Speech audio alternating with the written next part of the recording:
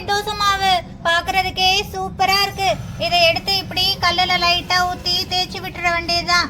Wow, dosa சூப்பரா வெந்து வந்திருக்கு. இதை நம்ம அப்படியே ஸ்லோவா திருப்பி போட்டுடலாம். இதை இப்படி வச்சுட்டு மேல ஒரு ஜெம்ஸ் போட்டு டெக்கரேட் பண்ணலாம். தோசை எனக்கு தான், தோசை எனக்கு தான். வெயிட் பண்ணு ரோசி, தோசை ஃபர்ஸ்ட் உனக்கு தான் தரப்போறேன்.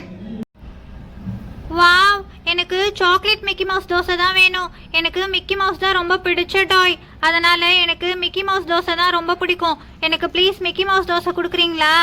ஓகே டிங்கு, உனக்கு கையில் அடி வேற பட்டிருக்கு. அதனால நீ கேட்குற தோசையே நாங்கள் தரோம். ஏய் Mickey mouse, Mickey mouse. Hi, சூப்பராக வருது மிக்கி மவுஸ் தோசை. கண்ணு வாய் ஏய் அழகா பண்றீங்கப்பா. சூப்பரா இருக்குப்பா இந்த Mickey mouse dosa. Wow, chocolate Mickey mouse dosa பார்க்கறதுக்கே சூப்பரா இருக்கு. இவ்வளோ சூப்பரா சாக்லேட் மிக்கி மவுஸ் தோசை சுடுவேன்னு தெரிஞ்சிருந்தா நான் முதல்லயே இதே கேட்டிருப்பேன். ஐ ஜாலி ஜாலி, அழகா இருக்கு அழகா இருக்கு.